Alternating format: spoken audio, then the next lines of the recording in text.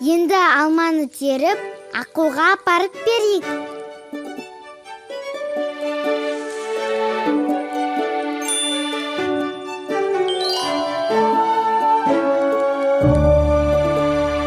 Бағашақ қайда жоғалып кетті? Бағашақ, алма алып келіпсің ғой. Көп рахмет. Алауша мен оның кітабының арқасы. Ол сандардың реттілігін есіме түсіріп, алмаларды санауға көмектесті.